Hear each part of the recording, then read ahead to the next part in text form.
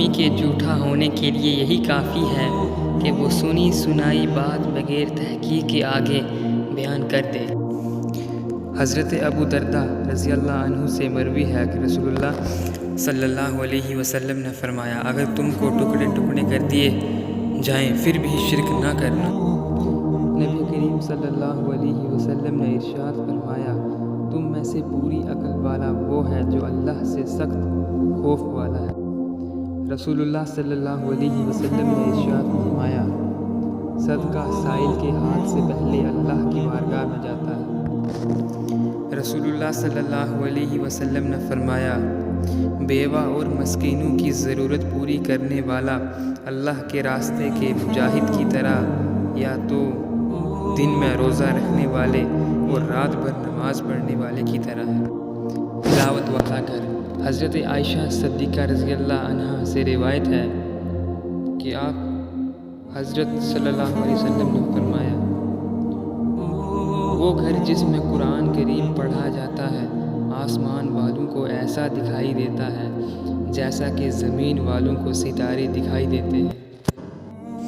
یا رسول اللہ، کون سے وقت کی دعا زیادہ قبول ہوتی ہے؟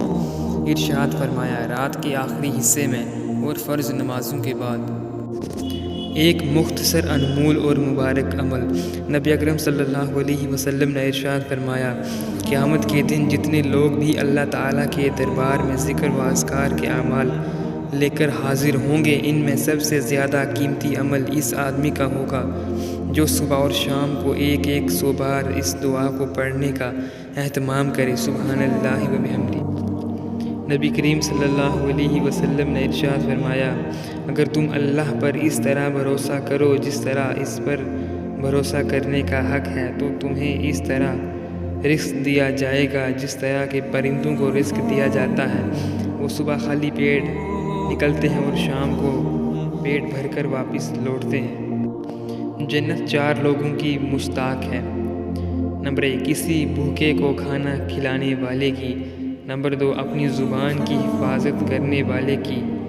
نمبر 3، قرآن کی تلاوت کرنے والے کی۔ نمبر 4، ماہ رمضان میں روزے رکھنے والے کی۔ حضرت جابر رضی اللہ عنہ فرماتے ہیں کہ حضور صلی اللہ علیہ وسلم نے انگلیوں اور برتن کے چاٹنے کا حکم دیا اور فرمایا، تمہیں معلوم نہیں کہ کھانے کے کس حصے میں برکت ہے؟ نبی اکرم صلی اللہ علیہ وسلم نے فرمایا کہ ماں کا حق ادا کرتے رہو، قسم ہے اللہ کی اگر تم اپنا گوشت کاٹ کر اسے دے ڈالو جب بھی اس کا چوتھائی حصہ ادا نہ ہوگا۔ روزے دار کے لیے 2 خوشیاں ہیں، ایک افطار کے وقت اور دوسری اس وقت ہوگی جب خدا سے ملاقات کرے گا۔ ایمان کی مٹھاس۔ نبی اکرم صلی اللہ علیہ وسلم نے فرمایا، کوئی شخص ایمان کی مٹھاس تب تک محسوس نہیں کر سکتا جب تک کہ وہ دوسرے شخص سے صرف اللہ کے لیے محبت نہ کرے۔